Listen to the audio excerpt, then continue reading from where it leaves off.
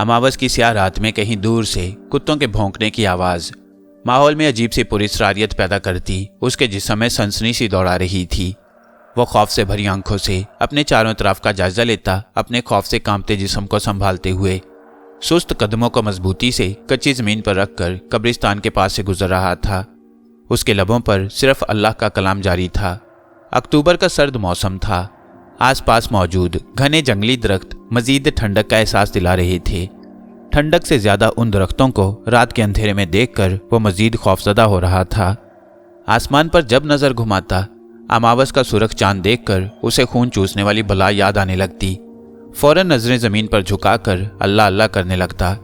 वो तकरीबन 22 या 24 साल का खूबरू जवान लड़का था। चेहरे पर हल्की हल्की दाढ़ी उसकी नई जवानी की आमद की निशानदेही कर रही थी।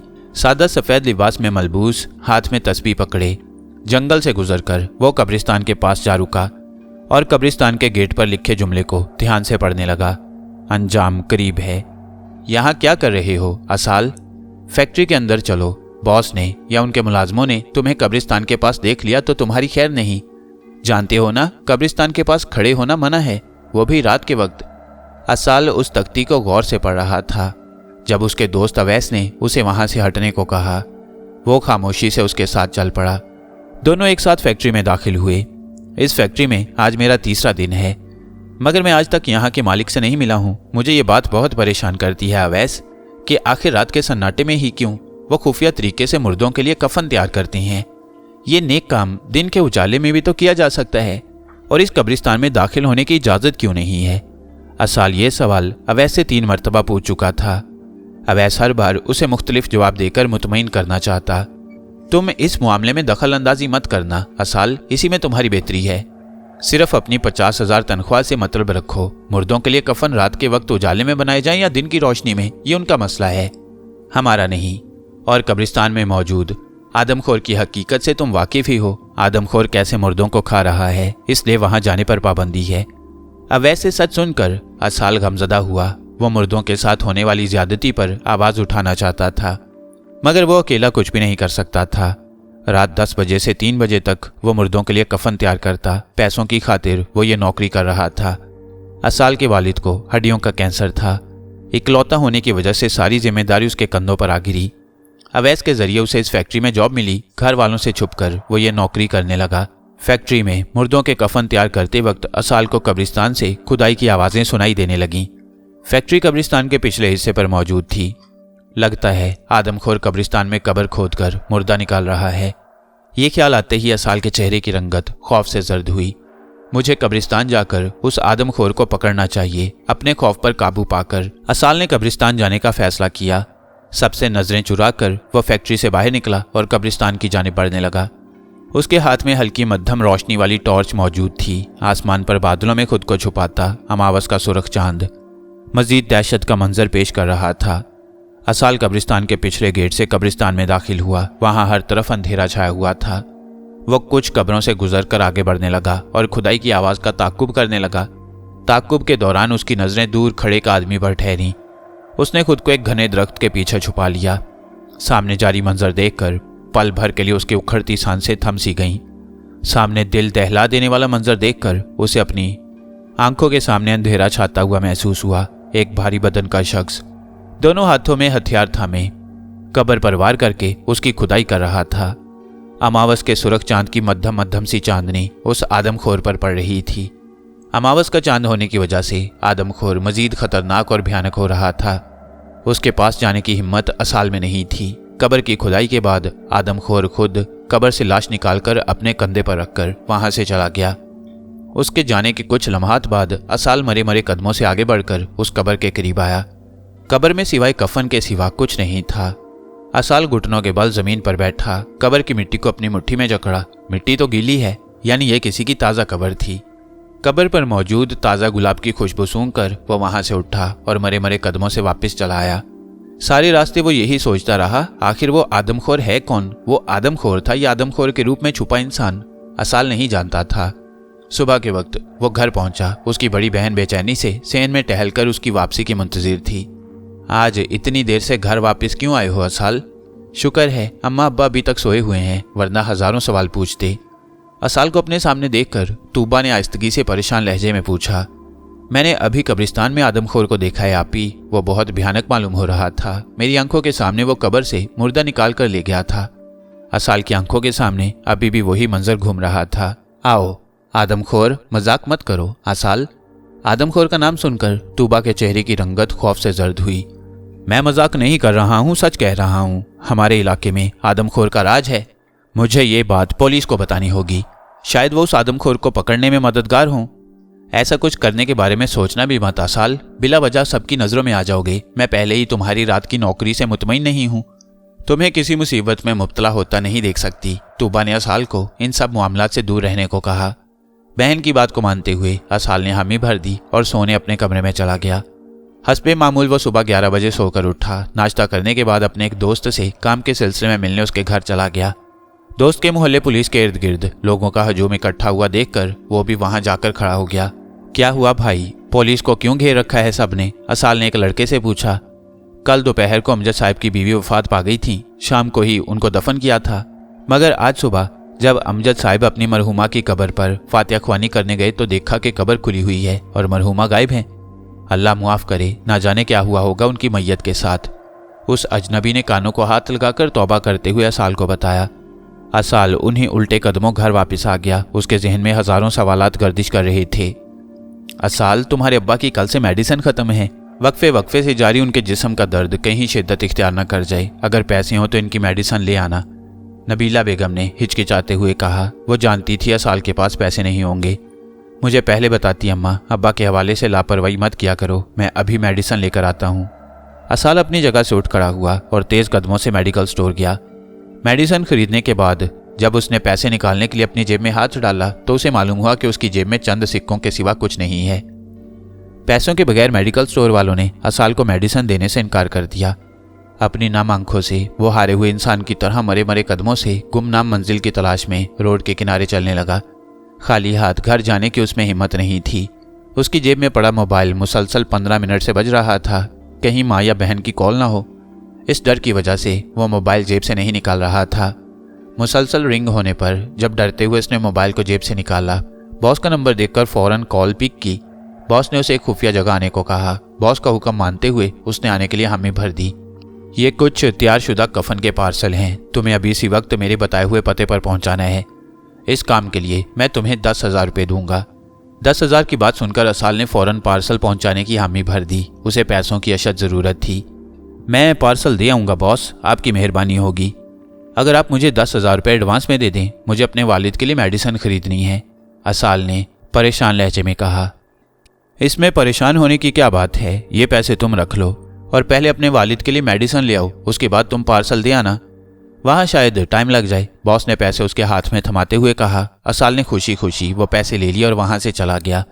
आपको लगता है बॉस इस बार ये लड़का कोई चालाकी नहीं करेगा? पिछली बार भी नए लड़के को हमारी सारी हकीकत मालूम हो गई थी। अगर हम उसे वक्त पर कत्ल ना करते तो वो पुलिस को सारी हकीकत बता देता कि हम कफन बनाने की आड़ में मुर्दों की स्मगलिंग करते हैं। पास खड़ा विक्की बॉस से बोला, अगर किसी इंसान का फायदा उठाना चाहते हो तो उसके कमजोर पहलू पर वार करो। वो ताउम्र हमारी मुट्ठी में कैद रहेगा। उसे इस बात का एहसास दिलाते रहो वो कमजोर है और कमजोर इंसान ताकत के बिना मजबूत नहीं बन सकता। फिर उसे अपनी ताकत मुयस्सर करो। जब वो तुम्हारी दी हुई ताकत से मजबूत बन जाए तब तुम बासानी उस बेवकूफ़ इंसान का फायदा उठा सकते हो। वो मासूम अपने वजूद के रेजा रेजा होने तक बेखबर रहेगा। बॉस ने सिगरेट का कश लिया और धुआं फिजा में बुलंद करते हुए कहा। जाहिर था वो साल की कमजोरी को अपना हथियार बनाकर उसे इस्तेमाल कर रहा था। घर मेडिसिन देने के बाद असाल बॉस के मुलाजिम के साथ एक पते पर पहुंचा। वो घर एक सुनसान इलाके में था। असाल ने दरवाजे पर दस्तक दी। एक दरमियानी उम्र की औरत ने दरवाज़ा खोला और असाल से पार्सल ले लिया। पार्सल काफ़ी भारी था। असाल सारे रास्ते पार्सल के बारे में ही सोचता रहा कि आखिर वो इतना भारी क्यों था। रात के 10 बजे वो घर वापस आया। तूबा ने उसे खाना दिया और उसी के पास बैठ गई। असाल के पास से आने वाली अजीब सी बदबू से उसे मतली होने लगी। तुम्हारे कपड़ों के साथ कैसी बदबू आ रही है असाल? जाकर पहले नहाओ फिर खाना खाना। मैं 2 बार नहा चुका हूँ आपी, मगर ये बदबू है जो जाने का नाम ही नहीं ले रही, असाल ने कहा। तुम क्या नौकरी कर रहे हो असाल? मुझे अब तुम्हारी फिक्र होने लगी है। अल्लाह का वास्ता किसी गलत राह पर मत चल पड़ना। सब कुछ ठीक करने की खातिर खुद को गुनाहगार मत बना लेना। तूबा असाल के लिए फिक्रमंद हो रही थी। वो नहीं चाहती थी असाल किसी मुसीबत में मुब्तला हो। ऐसा कुछ नहीं है आप ही, फैक्ट्री की मशीनों में कुछ खराबी थी, इसलिए उन्हें ठीक करता रहा। शायद इसलिए कपड़ों से बदबू आ रही है। मैं दोबारा नहाकर कपड़े तब्दील करता हूँ, असाल ने कहा और बाथरूम चला गया। अगले दिन बॉस ने असाल को एक और पार्सल की डिलीवरी देने को कहा। वो शायद अब उसे किसी नए मकसद के लिए इस्तेमाल करने वाले थे। हर पार्सल पर 10,000 मिलने पर असाल अपने घर का निज़ाम आसानी से चला सकता था। वो पार्सल लेकर एक घर के बाहर खड़े होकर दरवाज़ा खुलने का इंतज़ार कर रहा था। दरवाज़ा खुलने पर सामने खड़ी हस्ती को देखकर असाल हैरान रह गया। हारून, तुम यहाँ? असाल ने हैरान ज़दा लहजे में पूछा। हाँ मैं हूँ, अंदर आ जाओ, मुकाबिल ने आम लहजे में जवाब दिया। असाल उसके साथ घर में दाखिल हुआ। तुम तो जेल में थे ना? जहाँ तक मुझे याद है आज से 4 साल पहले तुम मनशियात स्मगलिंग करते हुए पकड़े गए थे और तुम्हें 15 साल कैद हुई थी। असाल के किए सवाल पर हारून ने गहरा लंबा सांस लिया और उसे हाथ से इशारा करते हुए सोफे पर बैठने को कहा। दोनों सोफे पर बैठ गए। मुझे छोड़ो, अपनी बताओ। तुम तो एक बुज़दिल इंसान थे जो पेपर में नकल करते तक डरते थे और आज एक बेरहम बॉस के साथ मिलकर मुर्दों की हड्डियां स्मगलिंग करने का काम कर रहे हो। मानना पड़ेगा, इतनी कम उम्र में इतने खतरनाक काम को सरंजाम दे रहे हो। टांग पर टांग रखकर बैठे हारून ने असाल पर अपनी बातों का बम गिरा दिया। वो हैरत का झटका खाते सोफे से उठ खड़ा हुआ। उसकी गोद में रखा पार्सल जमीन पर जा गिरा। हारून ने झुककर वो हड्डियों का पार्सल उठाया और सदमे से दो चार हुए असाल को उसके बाजू से पकड़कर दोबारा अपने पास बिठाया। वो अभी तक सदमे से निढाल था। तुम्हारी खामोशी बता रही है तुम बॉस की साजिशों से बेखबर थे। वो तुम्हारा इस्तेमाल कर रहा है और तुम बेखबर हो। बॉस मेरे साथ इतना बड़ा धोखा कैसे कर सकता है हारून? वो तो कफन बनाता है, फिर मुर्दों की हड्डियों की स्मगलिंग कैसे मुमकिन है? असाल ने ताज्जुबखेज अंदाज में कहा। कफन की आड़ में वो मुर्दों की हड्डियों की स्मगलिंग का काम करता है। बैरूनी मुल्क 1 किलो हड्डियों की स्मगलिंग पर उसे 50 लाख रुपए मिलते हैं। अब तुम खुद सोचो, 50 लाख के लिए इंसान क्या से क्या कर सकता है। अपने ज़मीर का सौदा करना तो बहुत आम सी बात है। हारून बॉस की हर हकीकत से वाकिफ था। असाल अपना सर पकड़ कर रह गया। इतना भयानक सच सुनकर उसका सर चकराने लगा। ठीक कहा तुमने, जब इंसान का ज़मीर मर जाए तो वो अपने मुफाद की खातिर अपना सौदा तक कर देता है। मुर्दा लोगों का सौदा करना उसके लिए आम सी बात है, मगर मुझे कोई मुफाद नहीं है और ना ही मैं बेज़मीर हुआ हूँ कि चंद पैसों की खातिर मरे हुए इंसानों की रूहों को तकलीफ पहुँचाऊँ। मैं आज ही पुलिस को बॉस की हरकतों के बारे में आगाह कर दूंगा। असाल ने अपना फैसला हारून को सुनाया। उसका फैसला सुनकर वो खिलखिलाकर हंसा और कहने लगा, तुम बहुत मासूम हो असाल। तुम्हें लगता है इतने खतरनाक खेल खेलने वाला इंसान पुलिस का मुंह बंद करने के लिए उसे हड्डी न डालता होगा? उसके जासूस हर तरफ घूम रहे होते हैं। अगर बॉस को मालूम हुआ मैंने तुम्हें सब सच बता दिया है, वो तुम्हें और मुझे दोनों को इबरत का निशान बना देगा। लिहाजा अपना मुंह बंद ही रखो और खामोशी से बॉस के लिए अनजान बनकर काम करते रहो। मैं ये पार्सल लेकर कुछ हफ्तों के लिए दुबई जा रहा हूँ। मेरे आने तक खुद को महफूज रखना। मेरी कोशिश होगी तुम्हें इस गंदगी से बाहर निकालकर वापस साफ दुनिया में भेज दूं। हारून ने उसकी हौसला अफजाई करते हुए कहा। असाल डरा सहमा था। वो मजीद बॉस के साथ काम नहीं करना चाहता था, मगर अपनी जान बचाने की खातिर उसे अपने होंठों को सीना पड़ा। अंजाम करीब है। कब्रिस्तान के गेट के बाहर खड़े होकर वो बोर्ड पर लिखे उन लफ्ज़ों को गौर से पढ़ रहा था और सोच रहा था कि ये लफ्ज़ किसने और क्यों लिखे हैं। सबसे अहम बात जो उसे परेशान कर रही थी वो ये थी कि क्या सच में कोई आदमखोर है जो कब्रों में से मुर्दे निकालता है, या ये भी सिर्फ बॉस का रचाया हुआ एक खेल है। वो गेट के पास छुपकर आदमखोर के आने का इंतजार करने लगा। उसे यकीन था कि आज भी वो आदमखोर जरूर आएगा। उसका इंतजार रात 12 बजे ही खत्म हो गया, जब आदमखोर की जगह कुछ नकाबपोश कब्रिस्तान में दाखिल हुए और खुदाई करने लगे। उनका ज्यादातर निशाना नई कब्रों का था। खुदाई करके उन आदमियों ने हड्डियां निकाली और दोबारा कब्रें बंद कर दी ताकि किसी को शक ना हो। आधे घंटे की कार्रवाई के बाद हड्डियां बोरियों में डालकर वो कब्रिस्तान से निकले। असाल भी चुपके से उनका पीछा करने लगा। काम खतरे का था, मगर वो मुजरिमों का ठिकाना जानना चाहता था। कब्रिस्तान से निकलकर वो फैक्ट्री के खुफिया रास्ते से अंदर दाखिल हो गया। तो यहाँ पर बॉस ने खुफिया अड्डा बना रखा है। मुझे कुछ भी करके ये गंदा खेल रोकना होगा। आखिरकार मैं एक मुसलमान हूँ और मरने के बाद मुझे भी मिट्टी तले दफन होना है। मेरे मरने के बाद अगर मेरे साथ भी, ये तसव्वुर पाते ही असाल का जिस्म खौफ से कांप उठा। गेट के पास पहरेदार खड़े थे। वो अंदर दाखिल नहीं हो सकता था, इसलिए सीधे रास्ते से फैक्ट्री में गया। तुम यहाँ क्या कर रहे हो असाल? मैंने तुम्हें रात को ड्यूटी करने से मना किया था, फिर यहाँ आने का मकसद? असाल को अचानक वहाँ देखकर बॉस बरहम हुआ। मैं तो सिर्फ ये बताने आया था बॉस कि मैंने डिलीवरी कर दी है। बॉस को गुस्से में देखकर असाल ने मध्यम लहजे में कहा। असाल बॉस के उस प्लान में शामिल होना चाहता था, उनके साथ शामिल होकर उनकी असलियत सामने लाना चाहता था। अब खड़े क्यों हो, जाओ यहाँ से। उसे चुपचाप खड़ा देखकर बॉस मजीद बरहम हुआ। बॉस, मेरे वालिद को कैंसर है, मेरे पास उनके इलाज के लिए पैसे नहीं हैं, मुझे उनके इलाज के लिए भारी रकम की ज़रूरत है। मैं आपके सामने हाथ जोड़ता हूँ, मुझे कुछ बड़ी रकम उधार दे दें, इसके बदले आप मुझे जो करने को कहेंगे मैं तैयार हूँ।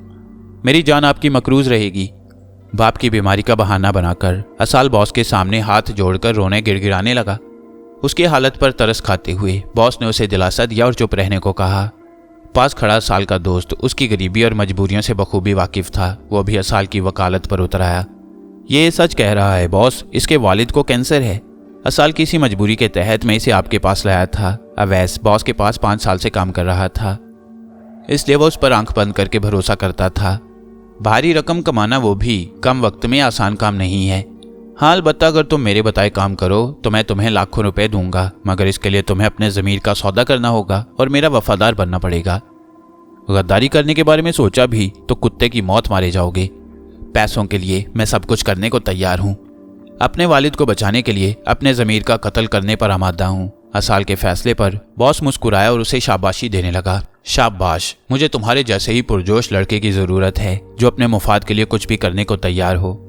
अवैस तुम्हें काम समझा देगा। सुबह का सूरज तुलू होने तक वो काम सरंजाम दे देना। तुम्हारे वालिद के इलाज के सारे खर्चे आज से मैं उठाऊंगा। वो दोनों ही एक दूसरे को जाल में फंसाने की कोशिश कर रहे थे। जीत किसका मुकद्दर बनेगी, दोनों अनजान थे। असाल अवैस के साथ फैक्ट्री के उस हिस्से में आया। यहाँ सिर्फ मुर्दों की हड्डियां ही हड्डियां थीं। कुछ लड़के हड्डियों को धोकर उन्हें मुख्तलिफ मराहिल से गुजार रहे थे। असाल की आंखें हैरत से फटी की फटी रह गईं। आज से 5 साल पहले मैं भी तुम्हारी तरह ऐसे ही हैरान हुआ था जब मैंने इंसानी हड्डियों को देखा था। बॉस मुर्दों की हड्डियां निकालकर बैरूनी मुल्क स्मगल करती हैं और करोड़ों रुपए कमाती हैं। इंसान मरने के बाद भी फायदा पहुंचाता है, ये बात मुझे 5 साल पहले मालूम हुई। अवैस ने हैरान खड़े असाल को अपनी कैफियत बताई। खुद को नॉर्मल करते हुए असाल ने गहरा लंबा सांस लिया और बोला, मुजरिम का उसके गुनाह में साथ देने वाला शख्स भी मुजरिम ही कहलाता है। बहरहाल मुझे मेरा काम समझा दो, मुझे क्या करना है। इन हड्डियों को पुलिस की निगाहों से छुपाकर दूसरे अड्डे तक स्मगल करना है। कुछ टीवी चैनल को हम पर शक हो गया है, इसलिए वो हम पर नजर रखे हुए हैं। ये लो, तुम्हारी आज की डिलीवरी तैयार है, इसे इस पते पर पहुंचा आओ। अवैस ने एक पार्सल का डिब्बा असाल के हवाले किया और साथ में बाइक की चाबी भी दी, जिसमें वो खाना डिलीवर करने के बहाने हड्डियां डिलीवर करता। वह डिब्बा लेकर बाहर की जानिब बढ़ा। जब अवैस ने उसे रोका और कुछ सरगोशी के अंदाज में बताना चाहा, मगर फिर खामोश हो गया। असाल को कुछ अजीब सा लगा, मगर वो खामोश हो गया। बॉस को पकड़ने का बेहतरीन रास्ता मीडिया था। उसे अब सिर्फ किसी तरह मीडिया तक पहुंचना था। वो बाइक चला रहा था जब उसे तूबा की कॉल आई। बाइक एक साइड पर लगाकर वो तूबा की कॉल सुनने लगा। असाल, जल्दी से घर आ जाओ, अब्बा की हालत अचानक तशवीशनाक हो रही है, उन्हें अस्पताल लेकर जाना होगा। तूबा की दी खबर ने उसके पांव तले से ज़मीन निकाल दी। वह वहीं से वापस हो लिया और जल्द अज जल्द घर पहुंचना चाहता था। वो कुछ ही फासले पर पहुंचा था जब उसका ताक़ुब करते कुछ नौजवानों ने उसे बीच सड़क पर रोक लिया और उसे ज़बरदस्ती बाइक से उतारकर खूब मारा। उसकी गलती सिर्फ इतनी थी, घर पहुंचने के लिए दूसरे रास्ते का इंतखाब किया। यहाँ पुलिस स्टेशन मौजूद था। वो लड़के बाइक समेत उसे बॉस के पास ले आए। वो लहूलुहान था, कुछ भी बोलने की हिम्मत खो चुका था। आधे घंटे बाद होश की दुनिया में वापस आने के बाद उसके कानों में ये अल्फाज टकराए, तुमने कैसे सोच लिया असाल, मुझे इतनी आसानी से धोखा दे दोगे? बाइक के साथ लगी चिप से मैं तुम्हारी लोकेशन देख रहा था। मेरा पार्सल लेकर तुम गायब हो रहे थे। पुलिस स्टेशन जा रहे थे या मीडिया के पास? बताओ, किस आदमी के पास? असाल को उसके बालों से खींचकर बॉस ने कहरज़दा अंदाज में पूछा। मैं अपने घर जा रहा था। मेरे अब्बू की तबीयत तशवीशनाक है। मुझे जल्द अज जल्द घर पहुंचकर उन्हें अस्पताल लेकर जाना है। मुझे जाने दें, मैंने आपको धोखा नहीं दिया। असाल के हलक से बामुश्किल मध्यम आवाज़ निकली। उसकी बात सुनकर बॉस ने अपनी गिरफ्त उसके बालों से हटाई और अब ऐसे मुखातिब हुआ, इसके घर कॉल करो और मालूम करो ये सच बोल रहा है या झूठ। अगर सच कह रहा है तो फ़ौरन इसे छोड़ दो और इसके बाप का इलाज कराओ, और अगर इसकी बातों में 1% भी झूठ छुपा हुआ हो तो इसे और इसके बाप को जान से मारने में एक लम्हा देर ना लगाना। बॉस ने हुक्म दिया। अवैस ने असाल के एक मोहल्लेदार को कॉल की। उसकी बताई खबर सुनकर वो खामोशी से असाल की जानिब देखने लगा, जो कुर्सी से बंधा हुआ था। असाल सच कह रहा था, इसके वालिद की हालत तशवीशनाक है, उसने अफसुर्दा लहजे में कहा। अवैस की बात सुनकर असाल का रंग खौफ से जर्द हुआ। तुम्हारे बाबा का 10 मिनट पहले इंतकाल हो गया है। अवैस ने आगे बढ़कर उसके कंधों पर हाथ रखकर उसे हौसला देते हुए बताया। असाल की हैरतज़दा आंखों से आंसू तेजी से बहने लगे। अवैस ने उसे रस्सियों की कैद से आज़ाद किया और सदमे में बिखरे हुए असाल को सहारा देकर उठाया। असाल की गमगीन आंखों में इंतकाम के शोले बरसने लगे। वह भूखे शेर की तरह लापरवाह खड़े बॉस को देखने लगा और वहां से तेज कदमों से चला गया। ये पछतावा उसे अपने अंदर ही अंदर खा रहा था कि अगर वह वक्त पर घर पहुंच जाता और अपने बाप को अस्पताल ले जाता तो शायद वो आज जिंदा होता। मैं तुम्हें जिंदा नहीं छोड़ूंगा बॉस, तुम्हारी वजह से मेरे सर से बाप का साया खत्म हुआ। मैं तुम्हें जड़ से ही मिटा दूंगा। बाप की कब्र पर बैठा असाल खुद से ऐद करते हुए बोला। वो सारी रात बाप की कब्र के पास बैठा रहा। उसे ये डर अंदर ही अंदर से मार रहा था कि कहीं उसकी बाप की मैयत के साथ भी कोई गलत काम न किया जाए। सुबह 5 बजे का वक्त था। उसकी आंखें नींद से बोझल थी मगर वो सो नहीं रहा था। असाल, अब घर चलो, तुम्हारी माँ बहन तुम्हारे इंतजार कर रही हैं। अवैस उसके पास घुटनों के बल बैठकर बोला। दफा हो जाओ मेरे पास से अवैस, मेरी बर्बादी में सबसे ज्यादा हाथ तुम्हारा ही है, क्योंकि तुमने मुझे इस आग में झोंका है। मुझे कम से कम बता ही देते, बाइक पर चिप लगी है। मैं उस घटिया इंसान को इतला कर देता अपने अब्बू की बीमारी का। मैं तुम्हें बताने ही वाला था मगर बॉस के डर की वजह से खामोश हो गया। अब तुम घर चलो, अपनी माँ बहन का आखिरी सहारा हो तुम, अवैस ने कहा। मैं कहीं नहीं जाऊंगा। अगर तुम लोगों ने मेरे अब्बू की मैयत के साथ भी वही सब किया फिर मैं यहीं उनके पास बैठकर उनकी हिफाजत करूंगा। असाल की बातों में डर छुपा हुआ था।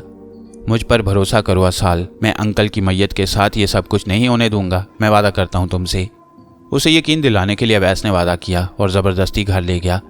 असाल गम से निढाल था। वो अपनी माँ से नज़रें नहीं मिला पा रहा था। उसकी गफलत की वजह से उसके बाप को अपनी जान से हाथ धोना पड़ा। असाल का एक ही मकसद था, वो था बॉस को बर्बाद करना।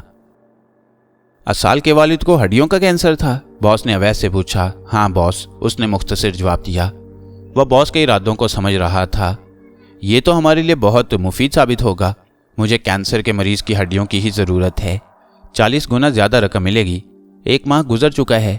उस बूढ़े को मिट्टी तले दफन हुए, लिहाजा कल परसों तक मुझे उसकी हड्डियां मिल जानी चाहिए।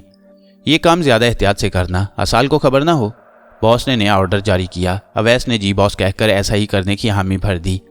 अहमद अंकल मुझे अपना बेटा समझते थे। क्या मुझे उनकी मैयत के साथ इतना गंदा सलूक करना चाहिए? अगर इनकार कर दिया तो बॉस मुझे जान से मार डालेगा। क्या करूं? अवैस कशमकश में था कि वो कौन सा रास्ता इख्तियार करे।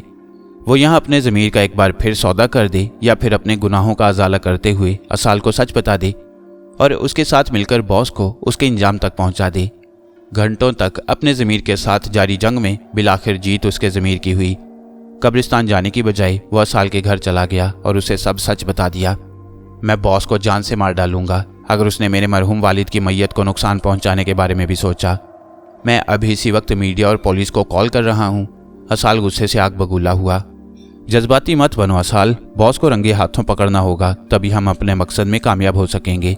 2 दिन बाद बॉस अहमद अंकल की हड्डियों का सौदा खुद करेंगे। ये बात सिर्फ मुझे मालूम है। वो हड्डियां अहमद अंकल की हैं और इस काम के लिए बॉस तुम्हारे इस्तेमाल करने वाले हैं। सबको लगेगा तुम खुद अपने बाप की हड्डियों का सौदा कर रहे हो। ये तुम्हारे पास अच्छा मौका है बॉस का सच सबके सामने लाने का। जब बॉस तुम्हें अपने साथ लेकर खुफिया जगह पर जाएगा तब तुम अपने मोबाइल पर लाइव वीडियो बनाते रहना। वो एक साथ सब टीवी चैनल पर नशर होती रहेगी। काम बहुत मुश्किल और ख़तरनाक है। अगर बॉस को ज़रा सा भी शक हुआ वो तुम्हें मारने में देर नहीं लगाएगा और मैं भी तुम्हारा पीछा करता रहूँगा। अवैस ने उसे मंसूबे से आगाह किया। असाल ने हामी भरने में ज़रा देर न लगाई। उसके रगों में इंतकाम का खून गर्दिश कर रहा था। वो अपने वालिद समेत तमाम लोगों का इंतकाम लेना चाहता था जिनकी मैयतों के साथ बॉस ने इतना बेरहम सलूक किया। मैं अब खतरों से नहीं डरता अवैस। गुनाहगारों को उनके अंजाम तक पहुंचाने के लिए मुझे ये खतरा मोल लेना ही होगा, असाल ने कहा। अगर मुझे कुछ हो गया तो मेरी माँ बहन का ख्याल रखना। मैं उन्हें तुम्हारे सुपुर्द करता हूँ। असाल को शायद अपनी मौत का एहसास हो गया था, इसलिए अवैस को अपनी वालदा और बहन का सरबराह बना दिया। इंशाल्लाह सब बेहतर होगा, तुम अल्लाह पर भरोसा रखो। अवैस ने अगले ही दिन किसी और की हड्डियाँ निकालकर बॉस के हवाले कर दी, ये कहकर कि ये अहमद अंकल की हड्डियाँ हैं। दूसरे दिन बॉस असाल के हमरा इस्लामाबाद की एक पुरानी इमारत में पहुंच गया। बॉस के साथ उसके बॉडीगार्ड भी मौजूद थे। असाल की टाई के साथ एक छोटा सा कैमरा लगा हुआ था और सामने शर्ट की जेब में मौजूद उसका मोबाइल लाइव वीडियो दिखा रहा था।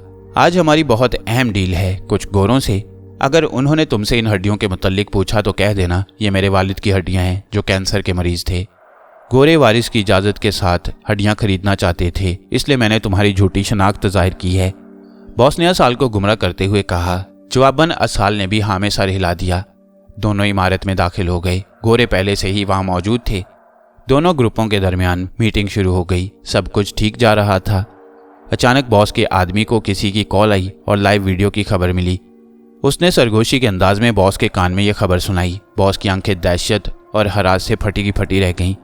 वो अब ना कुछ कह सकता था ना कुछ बोल सकता था, मगर वो खामोश रहने वालों में से नहीं था। उन सब के बदले तेवर देखकर असाल को अंदाजा हो गया था कि वो सच जान चुकी हैं। हमारे दरमियान एक गद्दार मौजूद है जो लाइव वीडियो बना रहा है। बॉस अपनी कुर्सी से उठ खड़ा हुआ और हारे हुए इंसान की तरह चीख कर बोला। गद्दार लफ्ज़ सुनकर गोरे वहां से भागने लगे, मगर बर वक्त पुलिस और मीडिया की एंट्री ने उन सबसे फरार होने का मौका छीन लिया।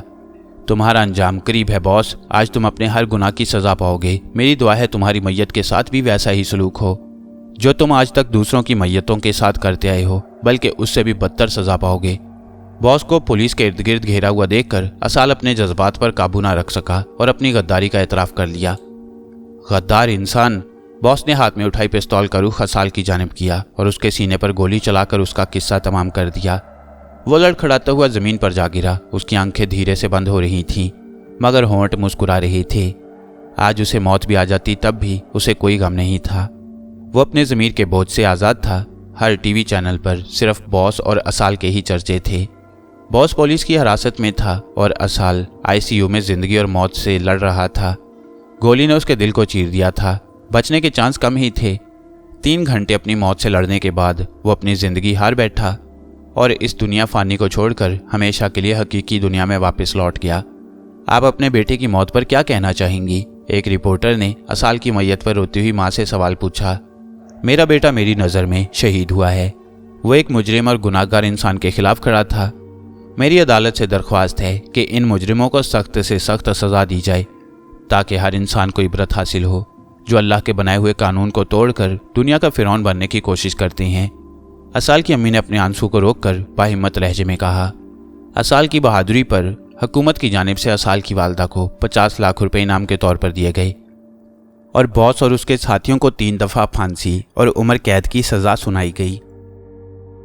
मैं आज भी जब कभी कब्रिस्तान के करीब से गुजरूं तो लबों से एक ही दुआ निकलती है, या अल्लाह मरने के बाद भी हमारी हिफाजत फरमाना और दुनिया के शैतानों से महफूज रखना। आमीन।